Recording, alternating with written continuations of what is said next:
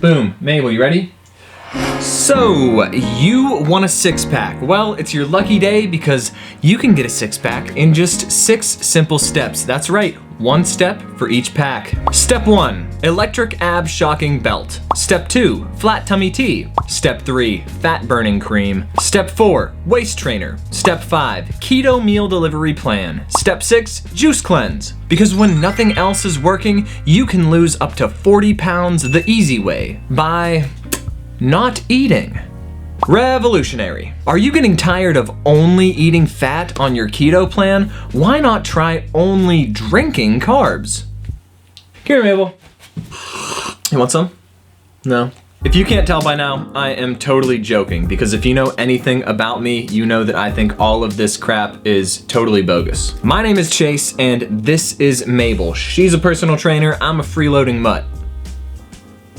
And together, we're here to help people get into the best shape of their lives with a very unique, revolutionary, simple training system that is one of a kind. What is this training plan? Well, it's called honesty, compliance, very slow progress, consistent and diligent application of the fundamentals. Mabel's got the right idea because honestly, the truth will make you yawn. I believe that this fitness stuff is actually more simple than a lot of us like to believe. The problem is, it's simple yet hard. Maybe you've been trying to get a six-pack like this for years, or maybe you just decided late last night that you wanted to get a six-pack in 30 days so you're ready in time for vacation. Whatever you're doing, whatever you're here for, I am here to help. So keep watching this video because I am gonna break down all of that unnecessary complexity for you. And if my #1 client Mabel's progress doesn't astound you enough, I have achieved, as mentioned in recent videos, I have achieved varying degrees of abdominal muscle showing throughout the years.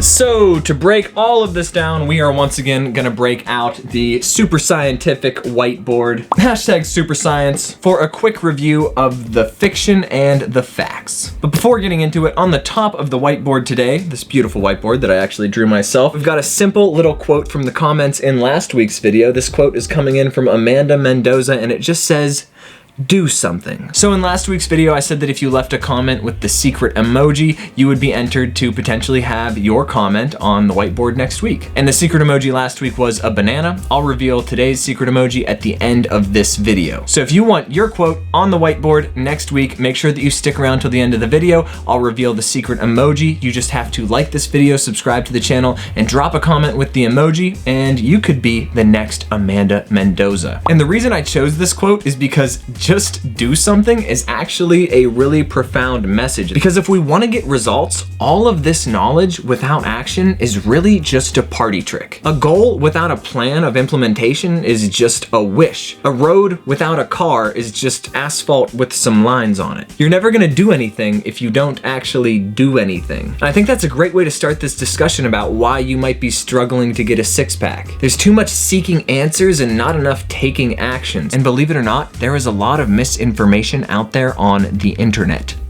So that's why in today's video, we are breaking down some common problems and misconceptions here on the red side, and on the green side, we're gonna provide some potential solutions. So stick around, take some notes, more importantly, take some action, and let's get into it. So in the first frame here, we've got our first problem, and that is a problem of mindset. And this is the important step 1 that a lot of people skip over. Where is your head at? This guy and thousands of other people out there are wearing a veil of complexity. They don't want to admit that achieving their goals is going to take hard work and time and diligence and consistency, and they want to cover it up with absurd mathematical equations, biochemical reactions that don't really mean anything in the long run because the hard truth is too much to swallow. That's why we're searching for magic solutions like I mentioned at the beginning of this video. That's why people want the tummy teas and the fat burning pills and the creams that you rub on your stomach to get a six-pack in 30 days. We don't want to admit that deep down we all know that it's going to be a long, hard, arduous journey and that it's actually pretty freaking simple. You got to be training your abs if you want to be building your abs. You've got to be eating in a calorie deficit if you want to be losing the body fat required to get those abs to show. It's pretty pretty damn basic, but it's not easy. So what can you do to remove the veil of complexity? You can admit that it's a pretty simple equation to success. And instead of trying to adhere to this crazy complex equation and following gurus and finding magic solutions and taking fat burning pills, follow the basic fundamentals 90% of the time and multiply your timeline by pi. However long you think it's going to take to achieve your goals, just go ahead and multiply that by pi.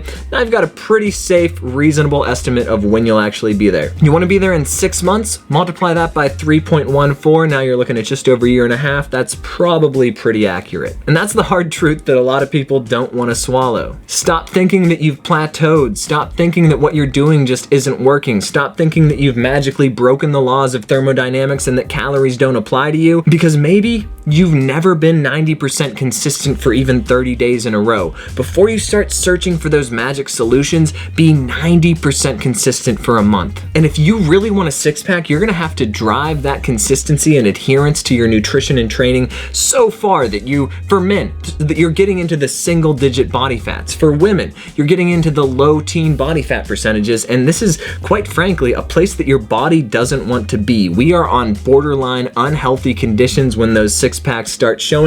So know that you're gonna have to be consistent and diligent and 90% on your routine, even when you really, really don't want to be, even when it might not even be a good idea. But hey, who am I to judge? On to the next one.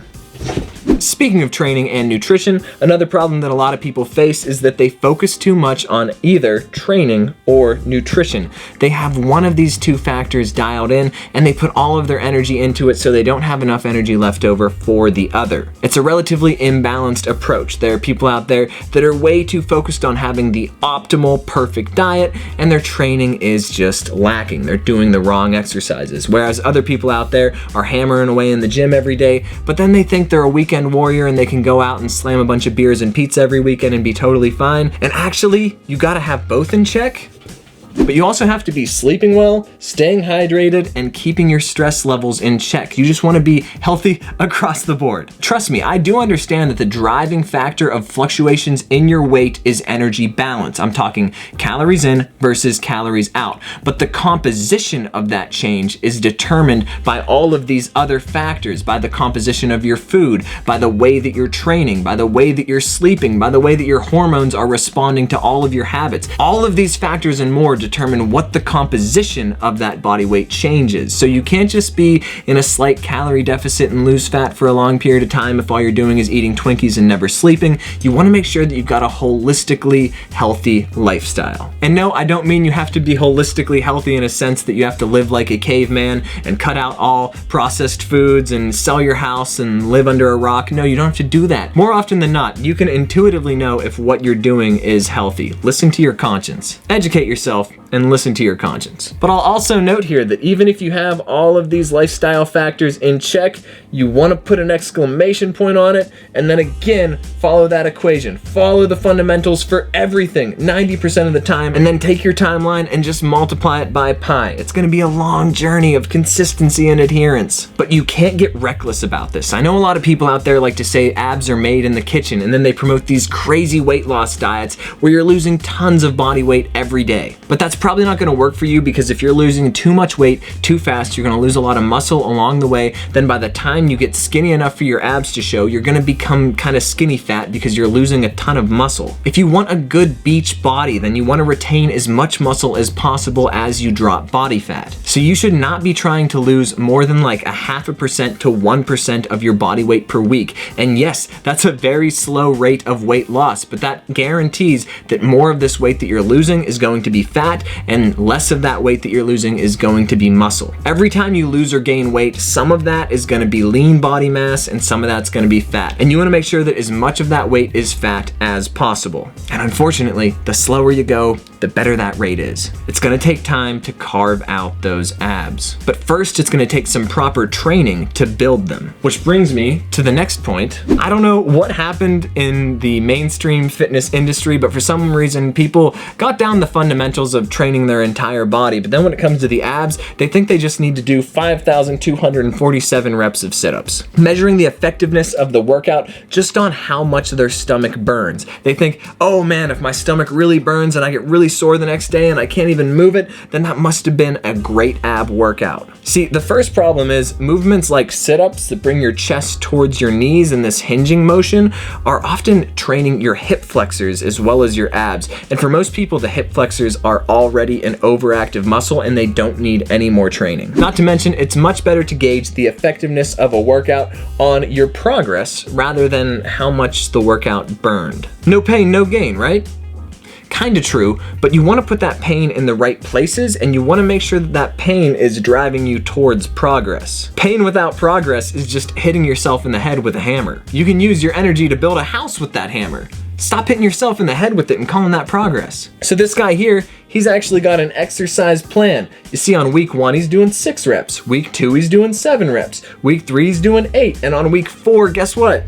9 reps. He's making progress and he's doing a proper exercise for training his abs. So this guy here, he's doing hanging leg raises. And what you need to do is actually educate yourself on the true function of the abs. Instead of doing exercises that are gonna train your hip flexors, make sure you're doing exercises that are actually training your six-pack muscles. So your abs are really responsible for stabilizing your core and, believe it or not, bending your spine. I know a lot of times we say don't bend your spine while working out, but the one time you do wanna bend your spine is while you're isolating your ab muscles. So this is why crunches are a lot better than sit-ups. This is why movements like the hanging leg raise, where you rotate your pelvis, where you tuck your tailbone in, gives you that lumbar spine movement, gives you that abdominal contraction that you're looking for, as well as stabilization exercises like planks, like bird dogs, like dead bugs. All of these exercises and many more can be found in detail over at chasebarron.com/home exercise. But if you really want to educate yourself and train your abs properly,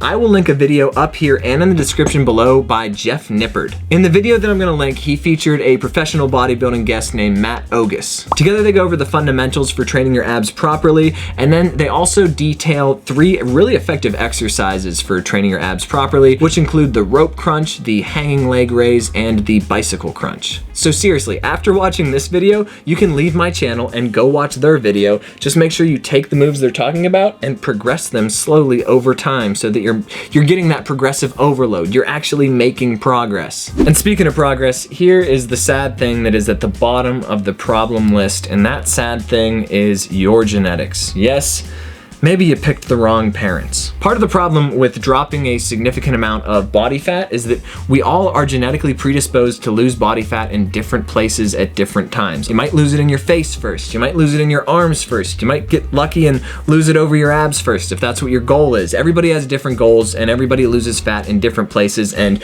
9 times out of 10, we don't lose fat in the place that we want to lose fat no matter what. That's just the way that we're set up. I don't know what came first, the chicken or the egg, but we're all unhappy with where we lose fat and at what rate. And even if you do lose that last bit of fat that's covering up your abs, you might not have a six-pack. But really that's no reason to panic and no reason to stop trying, because even Arnold Schwarzenegger didn't have a six-pack. Now let's bloop up a photo, I promise. You can see here that Arnold Schwarzenegger actually has like an awkward looking 5-pack kind of deal. You don't need a six-pack to be happy with your body. I mean, that guy's damn Mr. Olympia, and he has an awkward looking 5-pack. Even if you work hard and consistently and diligently for years and years and years, you are never going to look exactly like somebody else. So take that dream physique that's in your head and ask yourself, who is that person? Are you trying to turn your body into somebody else's body? Let's go over here to the last point on this list, and that's a big question mark, and that question mark represents your why. What are you doing here? Why do you want a six-pack? What body are you trying to achieve? Is it a body that's even yours? Look, I'm gonna put the whiteboard away and get deep here for a minute, because we really need to talk about this. You're here on the internet trying to figure out how to have a six-pack, and you might even have a genetic predisposition to have a 4-pack, and that's totally fine. And if you get one, that's awesome. But you gotta realize that there's not a day that you wake up and you just have that 6-pack or 4-pack or 5-pack or whatever pack. There's not a day that you just wake up, look in the mirror and say, hey, I'm happy with my body. Whether you're just getting started on this journey or you're really close to finally achieving that body of your dreams, you're gonna have to wake up one day and say that you're happy with where you're at. How I look with my shirt off does not change how happy I am. Definitely doesn't change how meaningful my life is. Between you and me, nobody but you cares if you have a six-pack. And that's the honest to God truth. If your friends care if you have a six-pack, then those are some crappy friends. My fiance, the woman I'm getting married to, doesn't give a crap about how I look with my shirt off. She wants me to be reasonably healthy. And reasonably healthy does not mean you've got shredded abs. It doesn't mean you've got striated glutes. It doesn't mean that you can see every vein popping out of your body when you flex in the gym. Being healthy does mean having those big pillars in check. It means having a grip on your nutrition, doing some training, getting some activity in every day, staying mobile and healthy, staying to the point where you become a healthy old person that can be a great grandparent, and just living in a body that is mobile and energetic. You owe it to yourself and you owe it to the world to pursue a healthy body, to become your best self, because you are your own greatest asset. And when you really fully comprehend that and turn yourself into the best version of yourself, you will reflect this mission out there into the world and live a more meaningful, happy life. And if you do end up achieving that beach body of your dreams, yeah, it's gonna be cool. There is a reward at the end. And you know what that reward is? That reward is you go to the beach, you take your shirt off, and your friends look at you for a second and say, huh, I didn't know you had a six-pack.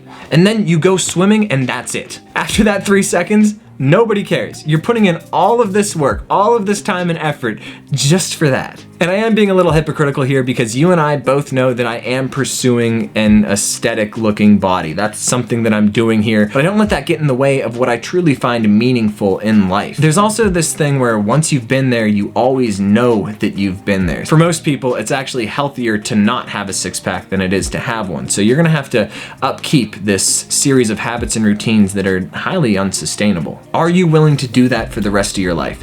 After you've been to the top of the mountain, are you okay with going back down that mountain a little bit? Are you gonna look at yourself differently for the rest of your life? How do you really value your own life, your own character? Where do you find meaning in all of this? Is it in a six-pack or is it in healthy relationships? I don't know. Look, I don't know what I'm saying anymore. I'm kind of just rambling, but I want you to be truly healthy, and I want to make sure that your goals make sense for you and you're not just achieving some mainstream pinnacle of fitness because you think that's the right thing to do. You think that's the right next step because you think that's going to provide you with some sense of fulfillment that you're not getting right now. So after watching this video, you might still be determined to keep pursuing that body of your dreams, and I say go for it. You are allowed to have aesthetic physique goals, but still note that you might never achieve that dream body, and that's probably because of one of a few reasons. One, you're doing the wrong stuff, and if you are doing the wrong stuff, rewatch this video, take some notes, and change what you're doing. Admit to yourself that this is gonna be simple but not easy, and follow these steps over time with diligence and patience. Two,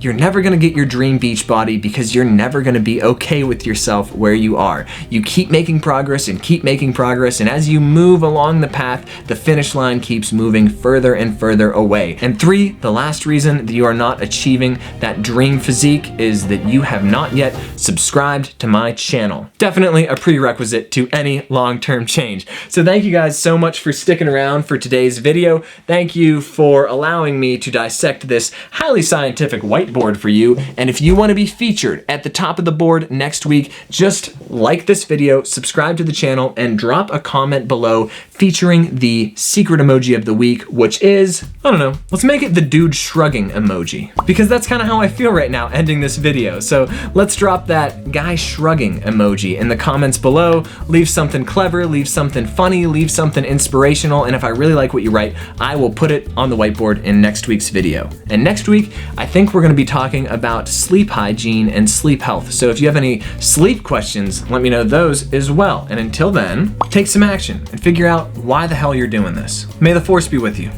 Cheers.